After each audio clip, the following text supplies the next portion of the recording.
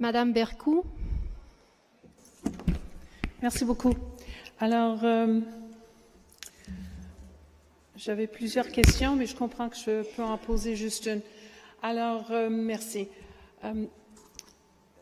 Hier après-midi ou pendant la journée, notre députée de l'Assemblée nationale, Elizabeth Prass, a déposé une pétition signée par près de 3000 personnes.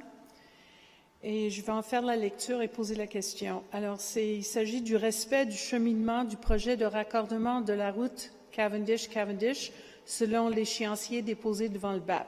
Considérant que depuis 2005, les travaux visant le prolongement de la voie de circulation artérielle du boulevard Cavendish relèvent de la responsabilité de la ville, de l'agglomération de Montréal. Considérant qu'en 2017, le gouvernement du Québec a transféré les terrains de l'hippodrome à la Ville de Montréal pour $1 afin de construire des logements à la condition suivante, et je cite, « Le lien Cavendish-Cavendish est une route qui relève de Montréal, de la responsabilité de Montréal, et elle s'engage à inscrire ce dernier au plan de transport de l'agglomération et à son programme triennal d'immobilisation. » J'achève.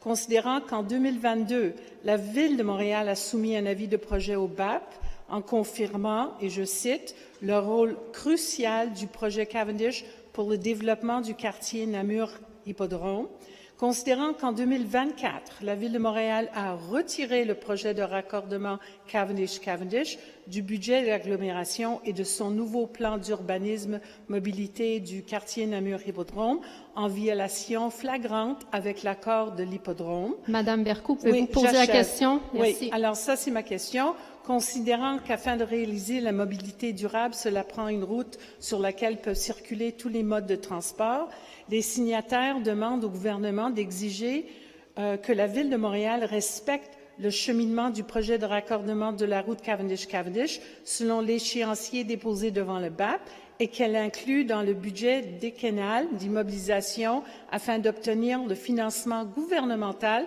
pour le logement ou les infrastructures du quartier Namur-Hippodrome. Alors ça, c'est la question qui a été posée au ministre des Finances, qui lui aussi est en violation flagrante de l'entente de 2017. Et je demanderai si je peux déposer la pétition. Il y a un point de dépôt de pétition, je crois, ou on peut la prendre maintenant? Ah, OK.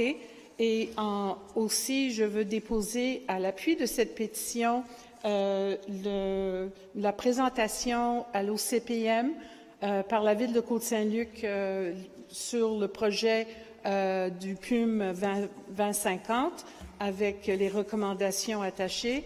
Et juste pour demander la question, est-ce que la Ville de Montréal pourrait aussi considérer cette demande de retourner, de respecter le cheminement du raccordement selon l'entente 2017. Merci. Merci, Madame Bercou. Monsieur Baudry. Oui, merci beaucoup, Madame la Présidente. Donc, très rapidement, on reçoit effectivement les documents qui nous sont déposés. On va en prendre connaissance.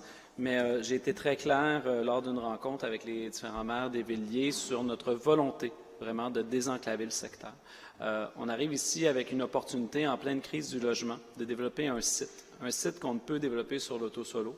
Et bien évidemment, les raccordements tels Cavendish sont essentiels au développement du secteur. On ne veut pas non plus un site qui est enclavé.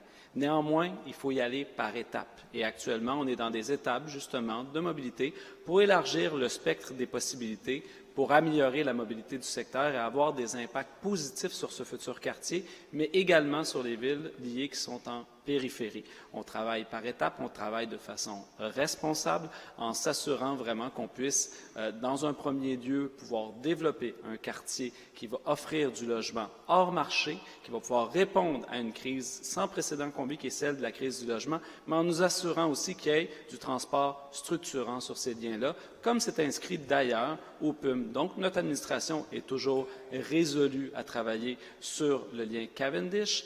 On s'y est toujours engagé. Et ce qu'on fait, c'est qu'on ouvre le spectre des possibles par un plan beaucoup plus ambitieux de désenclavement du secteur. Merci, Madame la Présidente. Merci. Madame, oui.